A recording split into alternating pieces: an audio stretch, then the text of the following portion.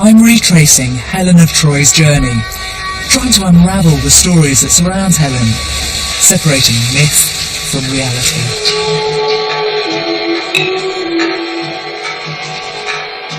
Ahead of me, in what is now Turkey, lies the city that has come to dominate Helen's story, Troy.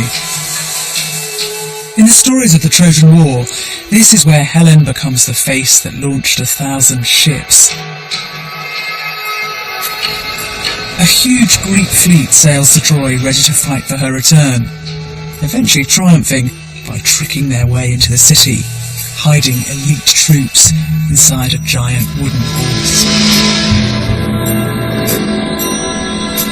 But where do the myths about the most beautiful woman in the world and the war she inspired coincide with reality here over 3,000 years ago?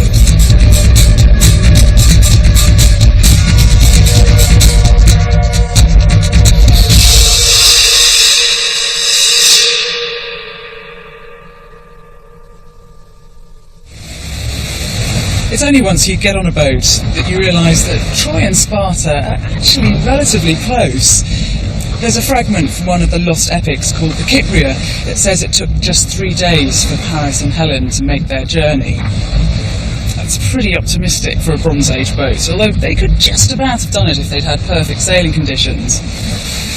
Now we imagine the world divided into East and West, but for prehistoric populations, that concept would have been incomprehensible. There was no invisible line dividing Europe and Asia, over which travellers like Paris and Helen would have crossed. This was simply a fractious theatre of power, with the Aegean Sea at its centre. There was plenty to provoke conflict. As well as wealthy cities like Troy that dotted the coasts, there was control of the rich trade routes that crossed these seas, carrying everything from ostrich eggs from Egypt, ivory from Syria, dyes from Crete, and copper from Cyprus.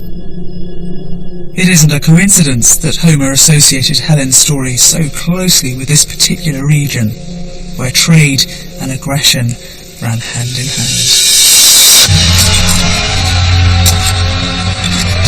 The Trojan War has become a morality tale, warning men away from headstrong and seductive women. But there's a deeper truth here, based on the reality of the rich pickings at stake.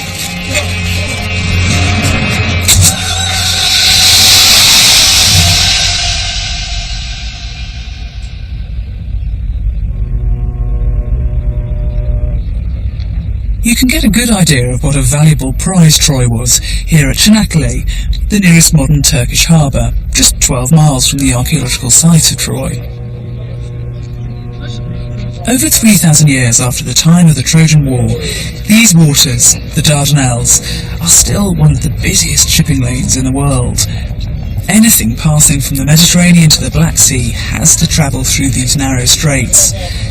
Control them, and you control a fortune.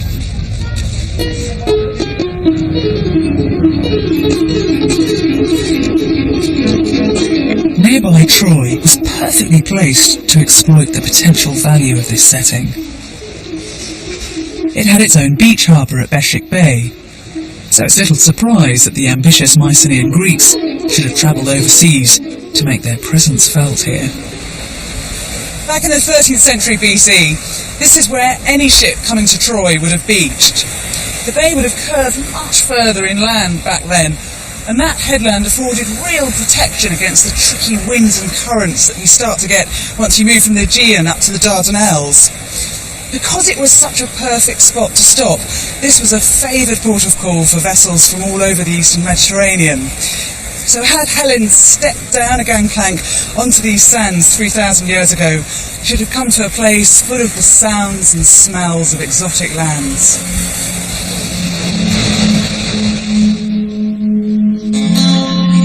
Just 5 miles inland stood the magnificent city of Troy. The citadel crowned a small hill, commanding the fertile plain and seaways from behind its massive walls.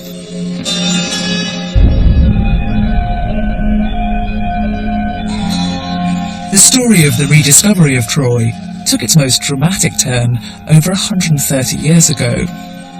The German archaeologist Heinrich Schliemann spent a fortune excavating this unpromising hill, driven on by his quest to find the real locations of Homer's Iliad and the treasures owned by its key characters. It seems that Helen was most important to Schliemann as a kind of fantasy woman. In his personal life, he'd already acquired a beautiful young Greek wife who could recite Homer perfectly, and then he found a crown for his fairy tale princess. Excavating 30 feet or so underneath that little fig tree over there, he came across an extraordinary treasure hoard. Golden necklaces, finger rings and diadems, which he immediately dubbed the jewels of Helen and draped around his mail-order bride. Schliemann got his young wife to pose in the ancient jewels, but he was hardly recreating Helen. Poor Sophie's allure fell well short of history's greatest beauty. And, to add further insult, it was later realised that this was all a nonsense. These jewels would have been worn by a woman living 1,200 years earlier than any real Helen.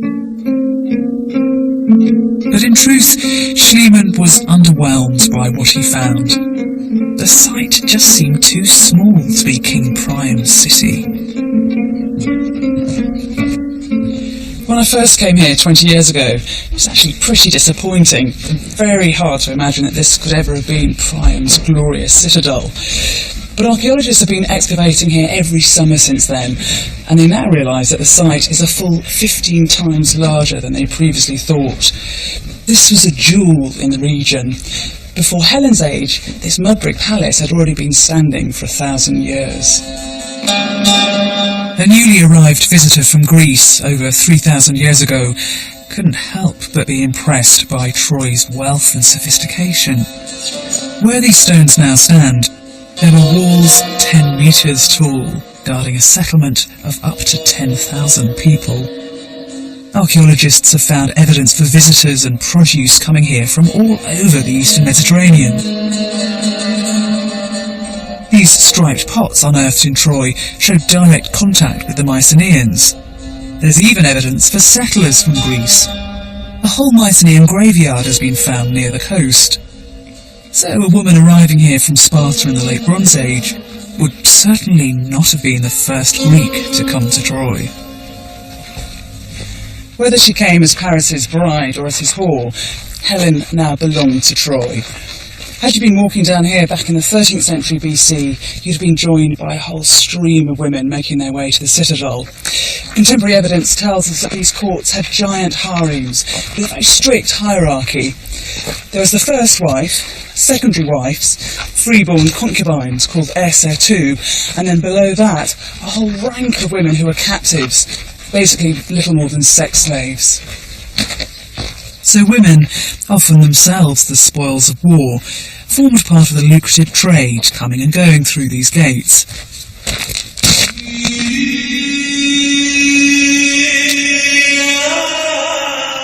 Even a high-status woman like Helen was a commodity with diplomatic value.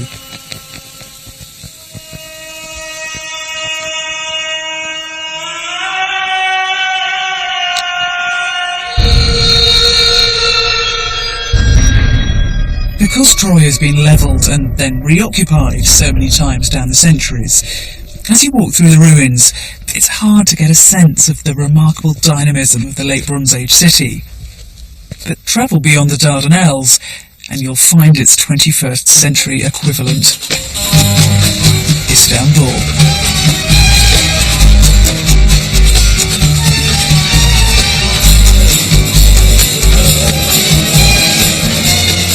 Like ancient Troy, Istanbul is a crossroads, a cosmopolitan trading post standing at the gateway from the Mediterranean to the Black Sea. When you come here, it's about as close as you get to the atmosphere of Bronze Age Troy. We know that there they spoke at least 8 different languages, and I've already heard 4 around me. There are people here from both sides of the Bosphorus, from east and west, and their one reason for being here is to buy and sell.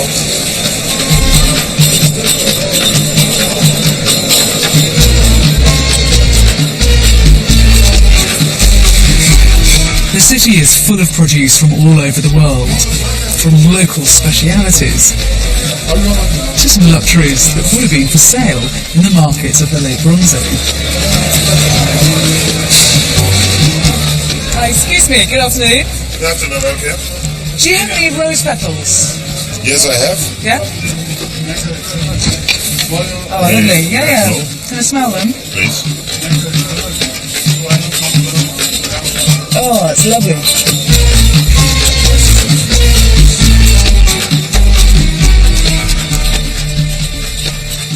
We know from Linear B tablets and fresco evidence that the Mycenaeans traded in coriander and cumin and rose petals and saffron. It's lovely stuff that was worth its weight in gold. Only women were allowed to pick this. But what's really surprising is the quantities that they're trading in. It's almost as if the Mycenaean aristocrats wanted to scent mark their territories, so proving in some way that they had the time and money to make themselves smell sweet. So when Homer talks about Helen dressed in fragrant robes and lying asleep in scented rooms, probably wasn't just poetic imagination.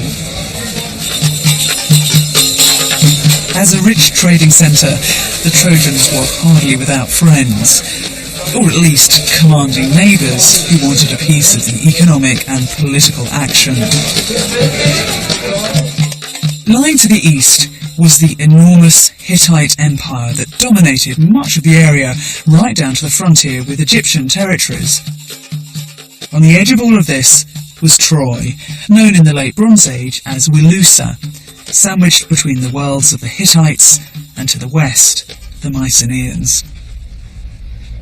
No written records have survived in Troy, but their neighbours, the Hittites, were great bureaucrats.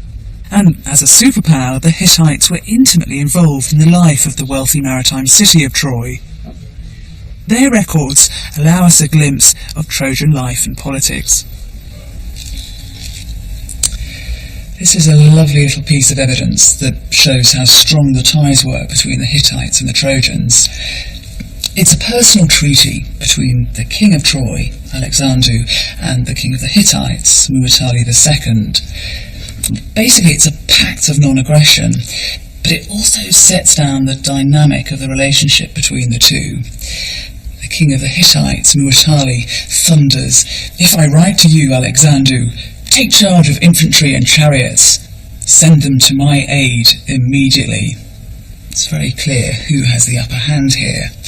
Muwatalli carries on, "If you, Alexander, transgress the words that stand on this tablet, then the 1,000 gods of the Hittites shall eradicate you, your wife, your sons, your lands, your cities, your threshing floor, your fields, your cattle, your sheep.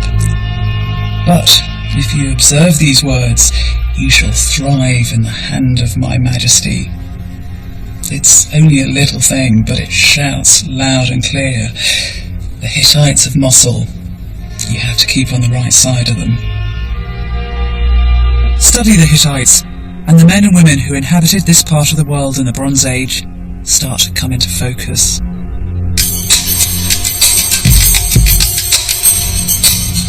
I'm heading to the Hittite capital, Hattusha. It lies over 500 miles to the east, in the high heartlands of Anatolia.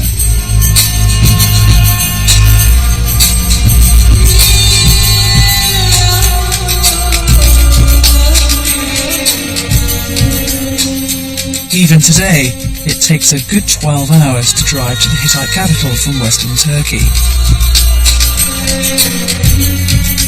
Like Troy, Hattusha was an eastern city famed for its great wealth. The classical Greeks made a lot of the fact that Helen wasn't just lured away by Paris, but by the wealth of the East. There's a great line in one of Euripides' plays, where Hecuba, who's Paris' mother, spits out at Helen, "Once you'd left the Spartan city, you looked forward to a deluxe of extravagance in Troy with its rivers of gold. Menelaus' halls weren't large enough for your luxury to wanton in."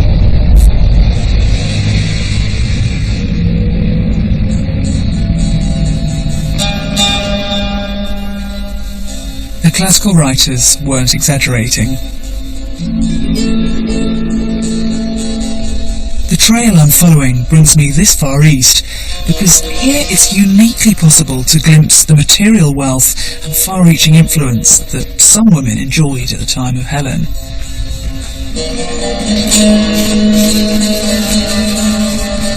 Exploring Hattusha, you're again reminded why the aristocrats of the Late Bronze Age became legendary. Their achievements over 3,000 years ago were extraordinary.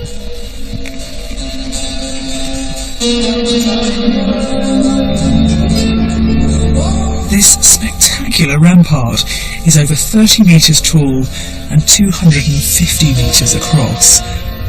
It's a magnificent display of royal authority both to inhabitants and visitors alike. Like everything here, entry was carefully controlled. This corridor was called Yakapi, which means the gateway into the earth, and it actually tunnels right up through the rampart. It runs well over 60 metres. Had you come here 3,000 years ago, it would have been a lot brighter because the floor would have been painted white, and I suspect there'd have been little lamps in all these niches. It does make a very theatrical, impressive entrance to the city. It's almost as if you're moving from one world into another.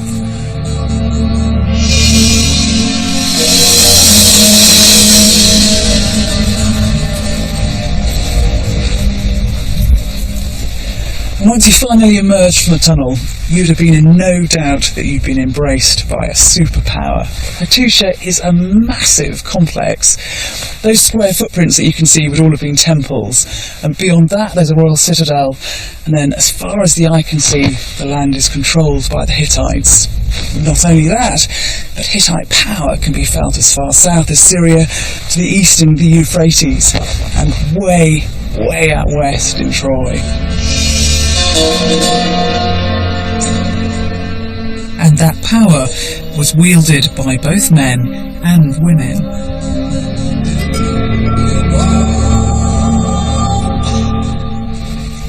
It's a real treat to be holding this, considering it was last used over 3,000 years ago.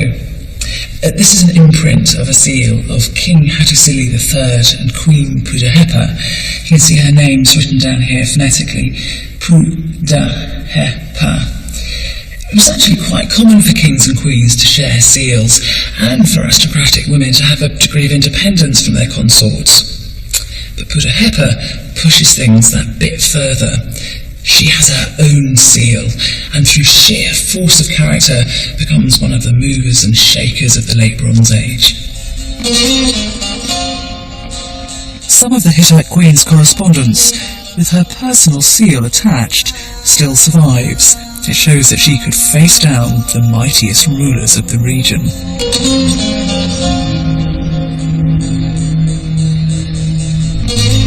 Pudahepa kept up a correspondence with all the great leaders of the day, and she had a particularly feisty exchange with the Pharaoh of Egypt, Ramesses II. He was complaining that she hadn't sent her daughter to be married off to one of the Egyptians in the court, and she replies, "I cannot give my daughter to you right now, because, as you well know, the treasure house of Hatti has been burnt out, i.e. she can't send her daughter because she hasn't got a dowry to go with her." But then Pudahepa can't resist adding in a little jibe. "Does my brother possess nothing at all? Only if the son of the sun god, the son of the storm god, and the sea have nothing, do you have nothing?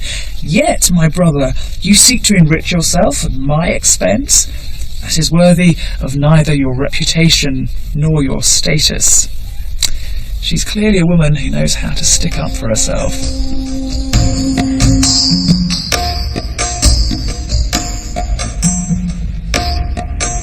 It's further evidence that the Late Bronze Age, the time of Helen, was an era when forceful women could make their mark. The Hittite treaties are made in the names of individual rulers, not states.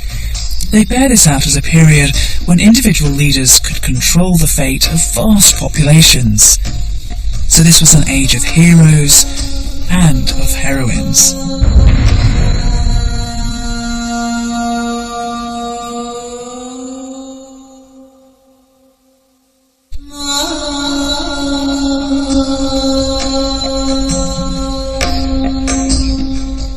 Hattusha, over 3,000 years ago, extraordinary documents were written that give a voice to the age of Helen.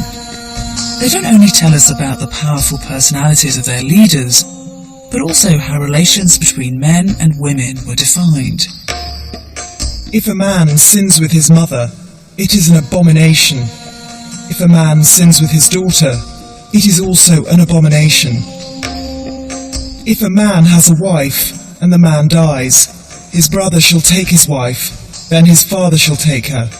There shall be no punishment.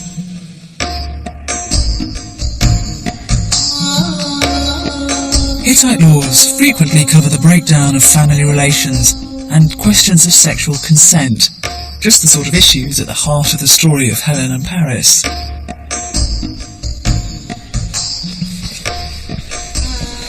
It might seem rather convenient that the Helen and Paris story has all the ingredients of a potboiler. But back in the late Bronze Age, just like today, rape and abduction and adultery were live issues. Quite a number of the tablets found here at Hattusha laid down the law about who was to blame and what kind of punishments they should have. For instance, one reads, "If a man seizes a woman in the mountains, it is the man's offence, and he shall die. But if he seizes her in the house, it's the woman's offence, and the woman shall die." In other words, if a woman's raped at home, then in Hittite eyes, she was asking for it. "If the husband finds them and then slays them, there shall be no punishment for him." So if he catches them in the act, then he can kill them with impunity. Mind you, things were never quite the same again, because if you were a cuckold, it seems that you dropped an entire social rank.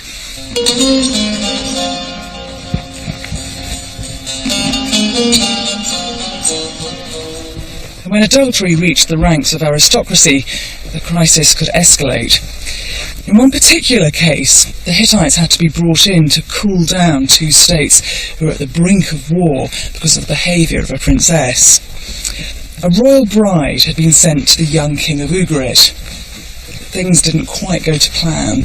It seems that she had a love affair when she got to the court and she was sent back home in disgrace. But then her husband demanded her return, presumably to execute her. The two states didn't actually end up fighting, but clearly this kind of problem could have international significance. And so the behaviour of a woman like Helen in the late Bronze Age could spark serious diplomatic incidents. The Hittite records even give us clues about strife over Troy. In one of the letters from Hattusha to a king of the Mycenaean Greeks, we have direct evidence that there were hostilities over Troy itself. It's only a passing reference, little more than a line, but it speaks volumes. In that matter of Wilusa, Troy, over which we were at enmity, the king of the Hittites has changed his mind, and we are now friends. A war is wrong for us. There is no question that in the late Bronze Age there was some kind of a conflict over Troy. As more Hittite texts are translated, it's becoming increasingly clear that parts of Homer ring true, that his stories are rooted firmly in the late Bronze Age. I think Homer's recalling a series of conflicts over Troy, as evidenced by the Hittite tablets, and he's spun them into one story centred around Helen. In this world, the dubious behaviour of a highborn woman would have been a valid excuse to start a war, especially when the prize was a city as valuable as Troy.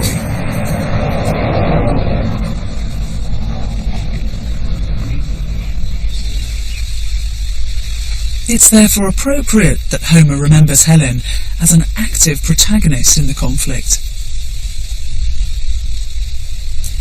When Helen's at Troy, we hear that she spent a great deal of her time weaving a giant tapestry, such a rich dark purple it was the colour of congealed blood. Onto it she was immortalising the deeds of the heroes, the endless bloody struggles of stallion-breaking Trojans and Greeks armed in bronze, Homer says. Bronze Age women did weave, But I think Homer's telling us something different here. This is Helen's story. She's in charge. It's Helen who's pulling together the threads of all these men's lives.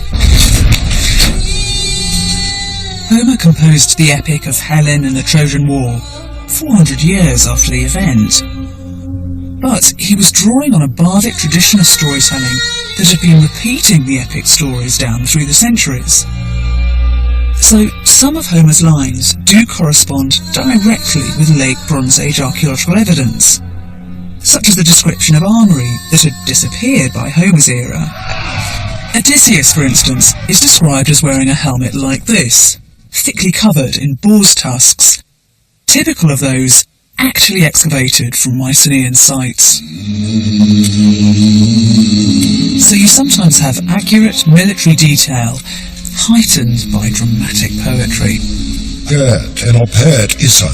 The Trojan squadrons advanced with a clamour of weapons and shouting voices, wave upon wave like birds rising before the face of heaven, promising evil strife to their foe.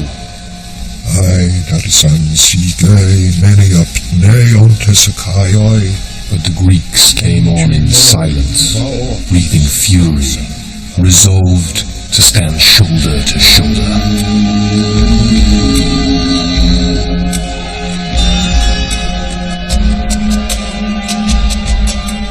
But Homer didn't simply concentrate on the macho posturings of the heroes.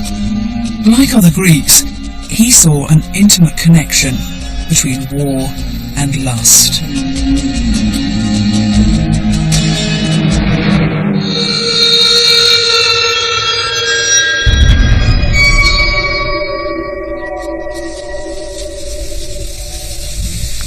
We think of sex and violence as distinct entities, but for the Greeks, they were two sides to the same coin, two primordial urges that brought a great deal of trouble to mankind.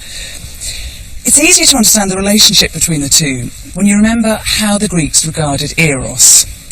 For them, Eros was not yet Cupid, a sweet little thing fluttering across Valentine cards, but a rangy, malevolent boy who invaded body and soul, grinding down your resolve to a powder. Like Cupid, Eros did have arrows, but his arrows were tipped with a burning poison, and you were just as likely to find him on the battlefield as you were in bed. Before they went to war, Spartan soldiers would sacrifice to Eros, and Homer uses the word megnumi to describe engagement both in the act of sex and the act of war. For the Greeks, there was no dividing line between the lust for love and the lust for blood.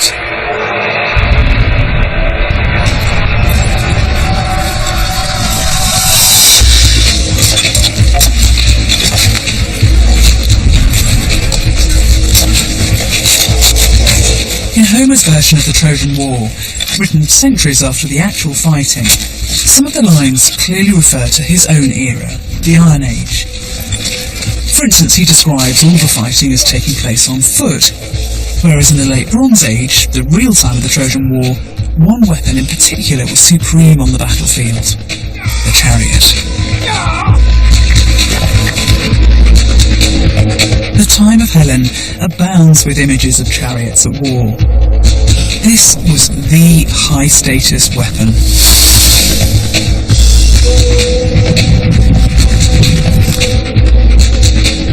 These carvings show the Hittites taking on the Egyptians at the Battle of Kadesh, contemporary with the era of the Trojan War.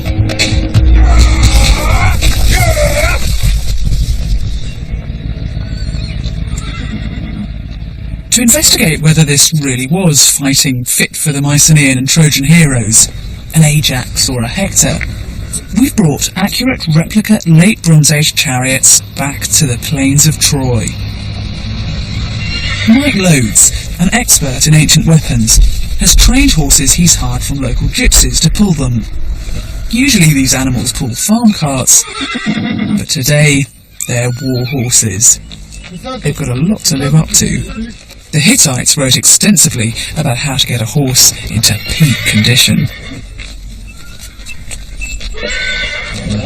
I'm very glad for your grooming, because the Hittites were very keen on their horse care, weren't they? Well, I mean, Kukuli. Peculiar the Matani, wrote this wonderful text, which really, it pays a lot of attention to the grooming techniques and really calculated feeding regimes to get them to peak fitness. Yeah. I'm not sure how fit these are. One day they would go so many miles and then they would rest, and then the next day they would have certain things to eat, and then they would do so many miles trotting, so many miles galloping, and so building up, just like an athlete, building up peak fitness, and these would have been superb equine athletes.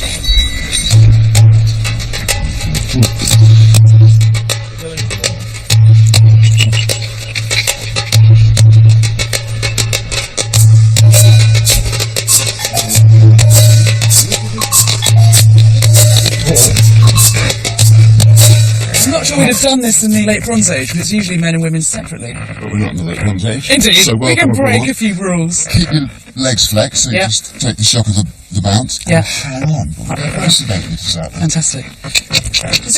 Does it always Get on. creak like this? Get on. Yeah, absolutely. I mean, it's a wonderful soundtrack of the Bronze Age, isn't it?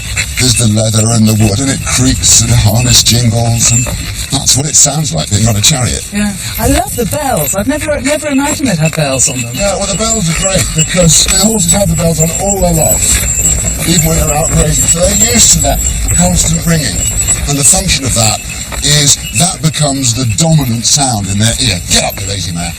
And so all the cacophony of battle, they're going to hear that in the background. It's not going to spook them Yeah, sure. and frighten them. So it's always got their familiar noise with them.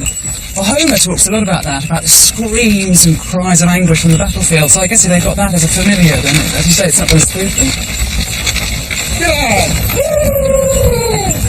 They can really get on. Get on! They really can! Whoa! Wow, she corners like she's on rails!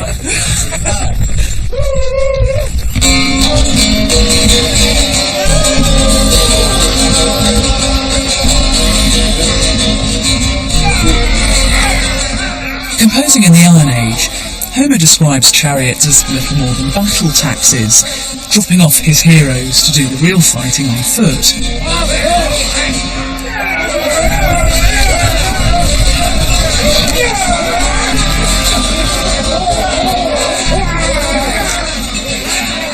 But the carvings show that in the late Bronze Age, chariots were also used in the heat of the action, sometimes pitched directly against each other.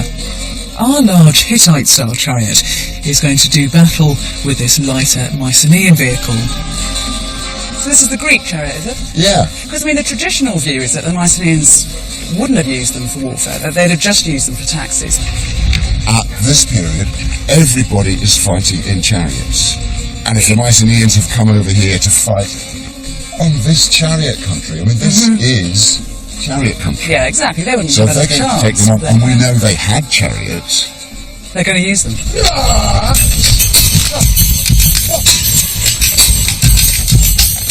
To understand how chariots would have fought each other in practice, Mike's turned once again to the ancient carvings. They show chariots as fast-moving firing platforms.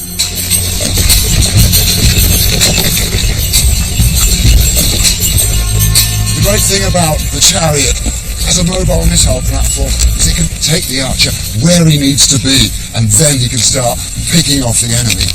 You can get really quite good accuracy even over this terrain, and of course I could have been shooting at the horses.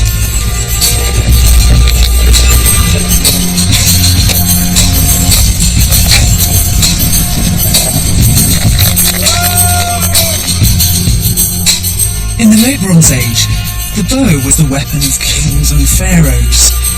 Not the case 400 years later in Homer's time.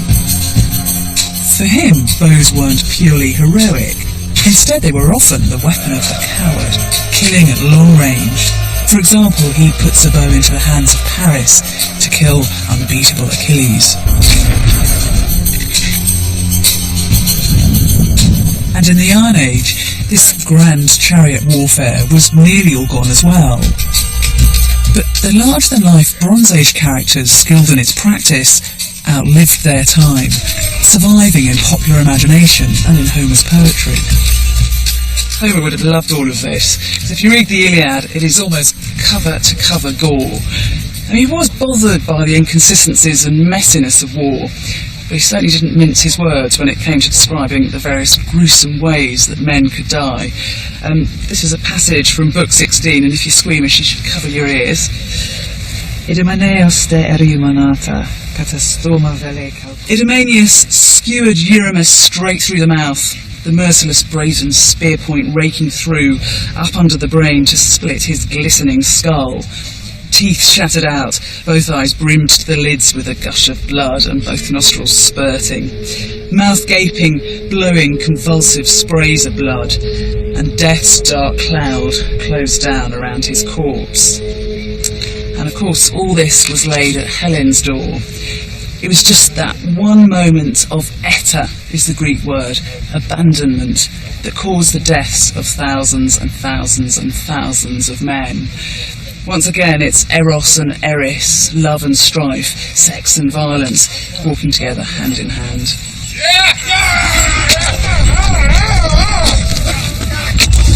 Homer has latched on to an oral tradition where heroes fought, where people made their name.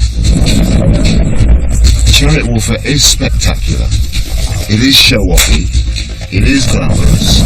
So it is the sort of thing they would do here on this theatre. Yeah. If you're fighting warfare like this, people are going to make their names that will last forever.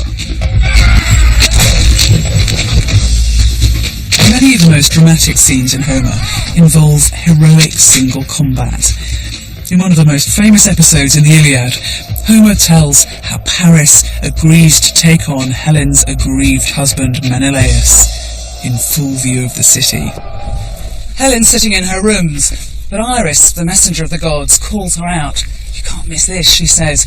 "Your two husbands are fighting to the death over you." And as she walks onto the walls, King Priam asks her to pick out the Greek heroes. "There's wily Odysseus," she says. "There's Ajax, he's a giant of a man. There's red-haired Menelaus."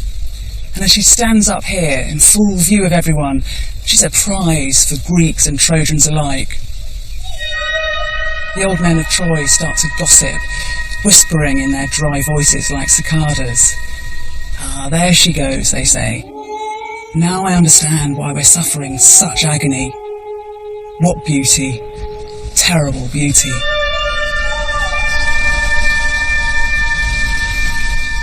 We've only got Homer's word for all of that, but if you come to Troy, the archaeology fits. I'm standing on the ramparts of the royal citadel. Just below me there, that pile of stones is a late Bronze Age gate which has been blocked in at some point. Behind that, there's the edges of the town, and then just beyond, a broad, flat plain. Travel west and you hit Beshik Bay, where Greek ships beached. Everything points to this being the perfect vantage point. From here, Helen could have watched her two husbands fighting to the death. Homer recounts it as classic heroic single combat, heavy with ritual. First of all, the battleground is marked out. The two fighters draw lots, and Paris hurls the first spear.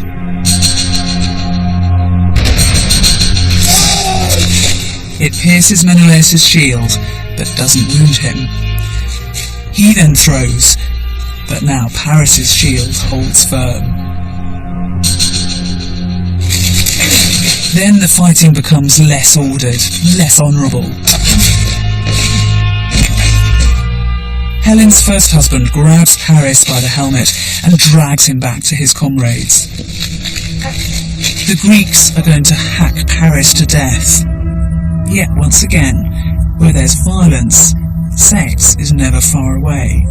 Homer brings the goddess of love, Aphrodite, back into the story. She covers the battlefield in mist, releases the forlorn Paris, and spirits him back to safety in Troy. But Aphrodite hasn't finished yet.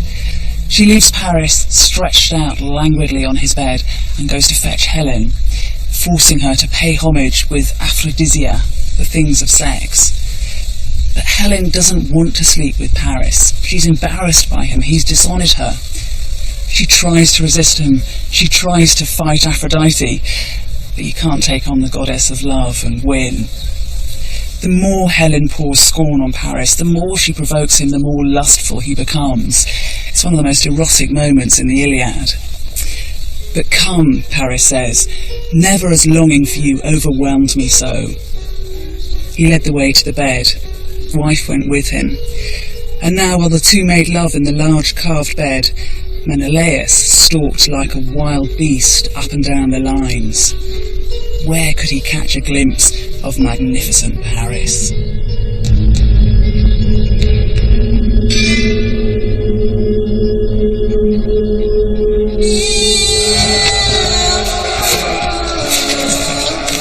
The fighting rages on, and one by one the heroes fall. Paris himself is eventually killed, ironically with a poisoned arrow. Desperate to win the day, the Greeks come up with an extraordinary plan.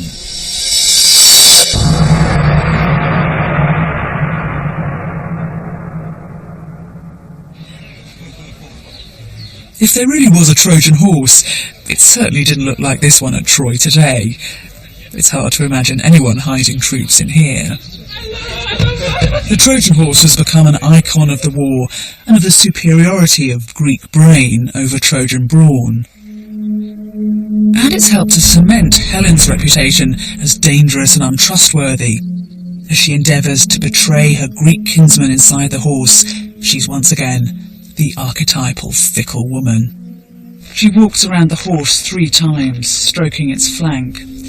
As she goes, she imitates the voices of the women that the soldiers had left behind them in Greece, murmuring sweet nothings, calling out the names of the heroes. It must have been torture for them. They'd been on campaign for 10 long years. But for once, Helen's charms weren't quite powerful enough, and Troy's fate was sealed.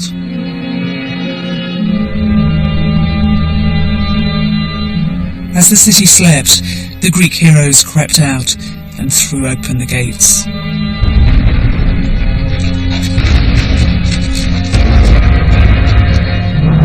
The women of Troy were taken as slaves, the men slaughtered. And what of Helen? Was she cowering in the corner of a city somewhere, or waiting, praying, desperate for Menelaus to come and rescue her? Well, the Greeks keep their options open, and they told both sides of the story. On vase paintings that portray the episode, Helen's often plucking at her veil, and it's very difficult to tell whether she's covering herself up in fear or loosening her clothes to welcome Menelaus back. But whatever Helen felt, Menelaus just wanted to kill her. He tears through the city, hunting her down, his sword held high, and then when he sees her again, all he wants is to have her back. The Greek playwrights made a great deal of this, saying it wasn't Helen's beautiful face, but her beautiful breasts that turned his hate to lust. Once again, Helen is an irresistible force of nature. The Spartan queen was returning home. The ancients tell us that beacons were lit on summits across the eastern Mediterranean, exactly the way in the late Bronze Age that the news of the fall of Troy could have been carried all the way back to Mycenae in Sparta.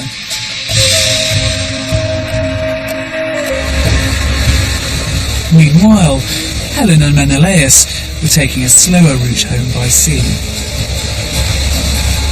When they travel back to Sparta, they take with them many glittering treasures to decorate their palace, and one of the gifts that Helen is given is a golden spindle. A golden spindle has been found in a Bronze Age grave. So once again, Homer isn't just concocting a fairy tale, he's itemising specific details from the distant past.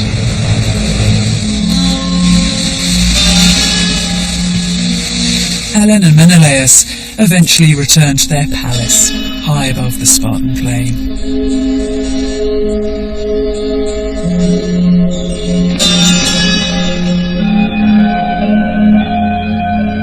This is one of the most surprising points in Homer's story, because there are hardly any recriminations. Helen's a home wrecker. She's destroyed men's lives, and yet she seems to be getting off scot-free. Once she's back in Sparta, she's in charge of the palace once more. She welcomes Trojan War veterans to her halls, mixing up a magical brew. Into the potion, she slips drugs that will make them forget everything, soothing away the pain of the psychological and physical wounds that she has caused. She might be playing the good wife, but she's still a sorceress.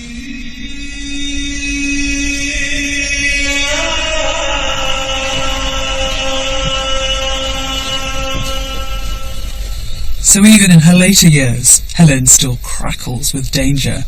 She still controls things, undimmed by her disgrace. But like a flame that burns brightest before it gutters, Helen and her golden age of heroes were about to be extinguished.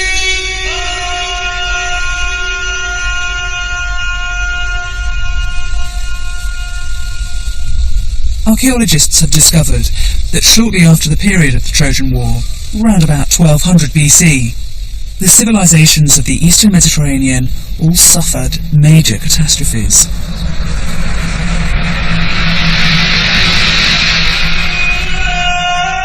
The Hittite Empire collapsed. At Troy, there's evidence of destruction by earthquake and fire. And in Mycenae, the figures in the cult centre were stowed away, and the palace appears to have gone up in flames. The Dark Ages had come to Greece.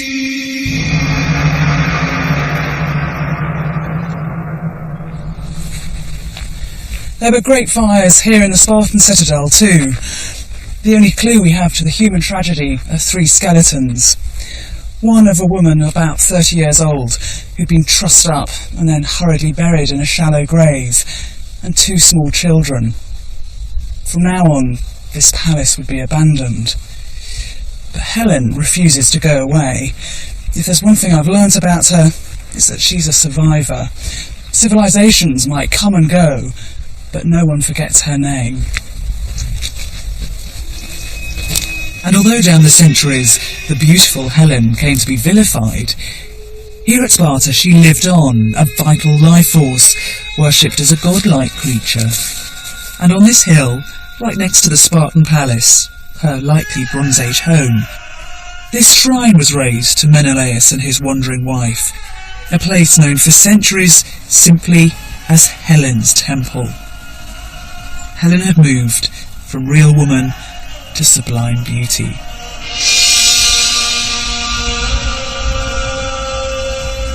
There'd have been a small wooden idol of Helen up here, and men and women would have come to pay their devotions to their dynamic heroine. They left her gifts and made sacrifices in her name. Archaeologists have found a little perfume jar inscribed to her and a flesh hook used for hanging sacrificial meat. It's Helen who's given the honour of what has to be one of the most spectacular locations in the whole of Greece. I'm convinced that Helen, the gorgeous spirit worshipped here, and the fatal beauty at the heart of Homer's epic, derived from a woman of real flesh and blood. The earliest written sources for Helen describe a brilliant and brutal queen, and that is an accurate picture of the late Bronze Age world.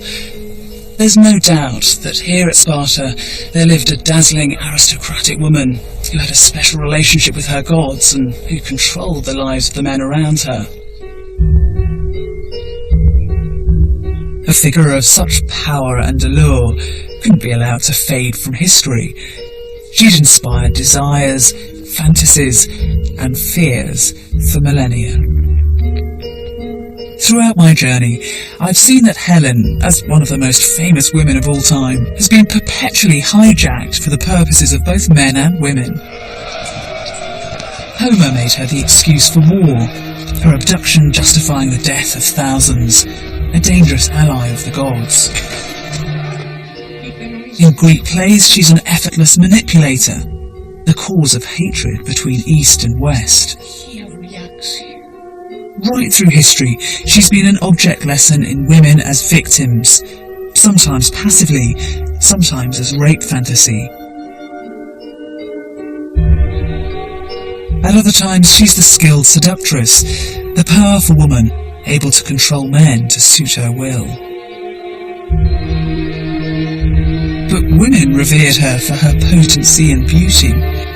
Spartan girls rode chariots in her honour and danced by the river to recall her coming of age and marriage, hoping to catch some of her charisma and sexual power. From Greece to Hollywood, Helen the myth endures. But what of the Bronze Age Helen, the Spartan queen who lived in the Peloponnese over 3,000 years ago? With her palace obliterated, no evidence has ever been found for a tomb of Helen. But we do know how a Mycenaean aristocrat of Helen's status would have been buried. Magnificent tombs of the Late Bronze Age have been excavated across the Peloponnese. A Spartan queen would probably have been buried in one of these vast man-made caverns. It's still easy to imagine that echoing cacophony as official mourners extolled the dead.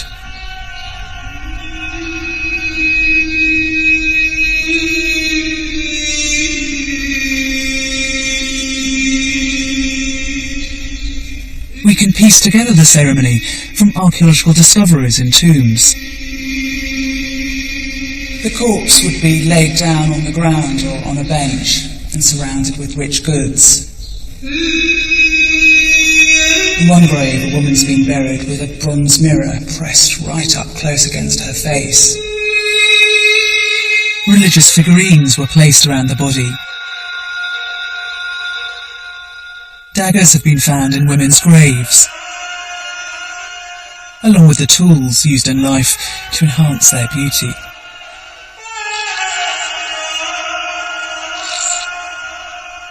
The corpse was finally covered in a shroud, decorated with gold.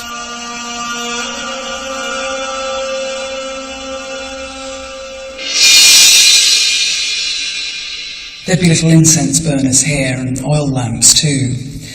A final toast would be made, a final libation poured, and then the tomb would be closed, and the woman would be left alone in the dark.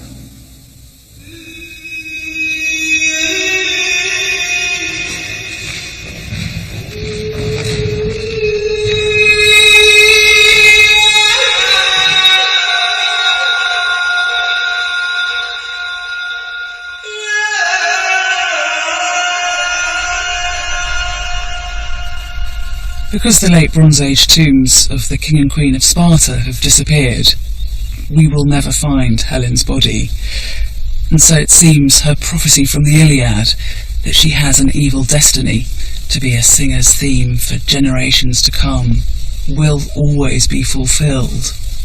Until we've seen Helen as a dry, dusty corpse, a sad, flawed mortal, we will never stop fantasizing about her, never stop blaming her for being the most beautiful woman in the world.